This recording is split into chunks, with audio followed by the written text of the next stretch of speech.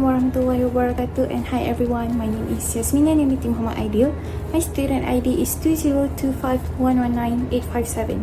Assalamualaikum and hi, my name is Aqilah Qistina binti Zafir, student ID 2025302097. Assalamualaikum and hi, my name is Siti Rodhiah binti Amran. My student ID is 2025124705. Hi and a very good day to everyone. My name is Farzana binti Zaitul Amli and my student number is 2025381473.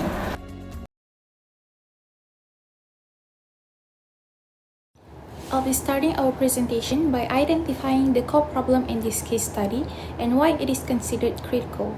At first glance, it looks like just a disagreement between Sarah and Aiman, but if we look deeper, the real issue is about workplace attitudes and emotions.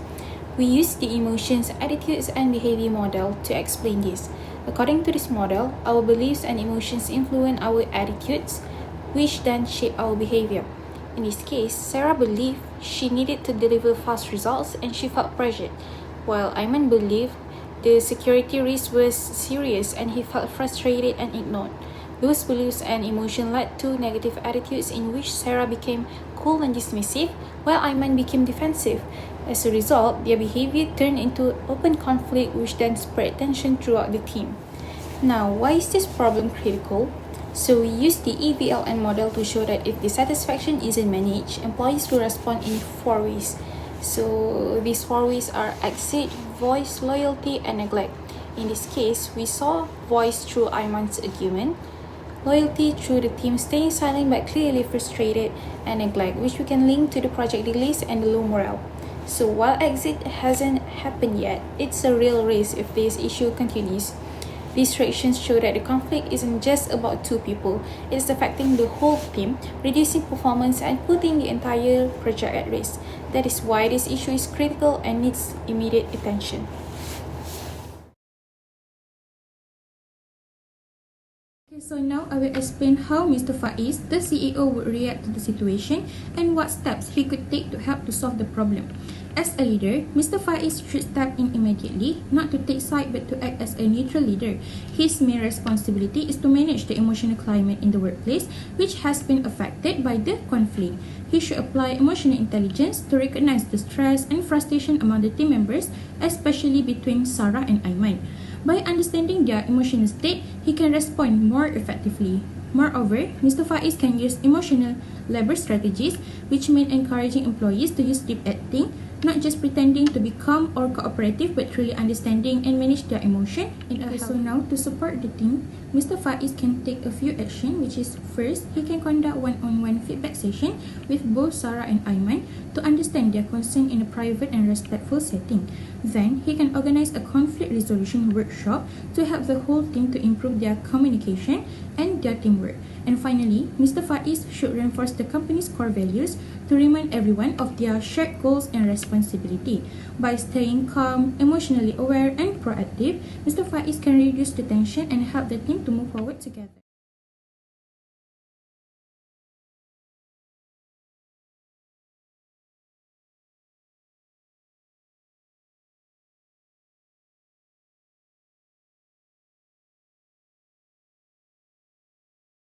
Next, who are Mr. Faiz targeting in solving the issue? In solving this issue, Mr. Faiz has wisely chosen to target 3 key parties, which are Aiman, who is the senior software developer, Sarah, the project manager, and the entire project team. Next, the question is, why these 3 targets? This decision aligns with the service profit chain model. This model states that employees' job satisfaction influences customer satisfaction and company profitability. This means employee satisfaction directly affects customer satisfaction and overall company performance. This model tells us that happy and satisfied employees lead to happy customers, and that leads to better profits. When employees are stressed or unhappy, the results are usually negative. For example, stress can lead to bad teamwork, project delays, and poor communication. This causes clients to feel disappointed and the company could lose money or even damage its own reputation. Since the issue involves project delays and poor teamwork, Mr. Faiz targets Aiman, Sarah and the whole team because their performance is the central to fixing these problems. So, by targeting Aiman, Sarah and the rest of the team, Mr. Faiz is not just solving the current problem, he's actually protecting the team's performance, making sure the client stays happy and securing the company's future profits. That is all from me. Thank you. I'm Balqis, so now I will share a real conflict at Zenith Tech Solution, solve using workplace attitude and the equivalent model, exit voice loyalty and neglect. We'll look at how 4 people, Sarah, Aiman, the team and the CEO can help to fix. Let's take a look at Sarah first, the project manager. She's all about results and often sounds goals. This can hurt team morale and may cause people to give up, neglect or quit, exit.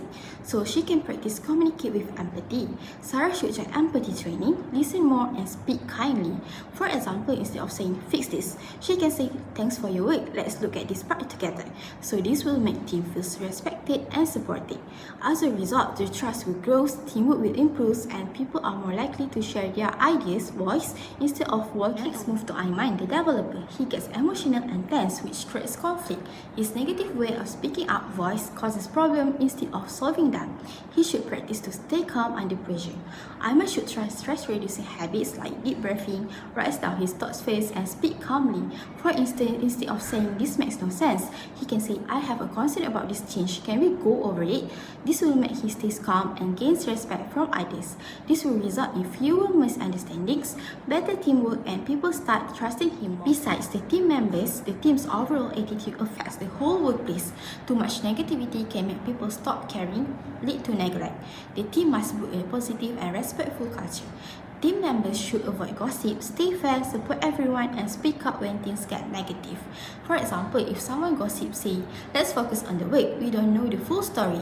If things get worse, they can talk to HR or a mentor. This will lower tensions and creates mutual respect. As a result, it will build a stronger and more united team. People feel loyal and motivated instead of giving up. Lastly, Mr. Faiz, the CEO, his behavior sets the example for everyone. If he stays calm and fair, others will too. He needs to be a calm and fair mediator. He should talk to Sarah and Aiman one-on-one, stay neutral, set clear behavior rules, offer training, and check in later. He can say, you both being very low. Let's work out a solution together. So the conflict gets solved fairly and people feel respected and listened to. This will result in trust and morale go up. Future problems are easier to handle. His leadership shows the team how to speak up voice in a healthy way. To conclude, with the right attitude, conflict can turn into teamwork. The equivalent model reminds us without action, people may exit or neglect. But with respect and fairness, they will stay loyal and speak up in a healthy way.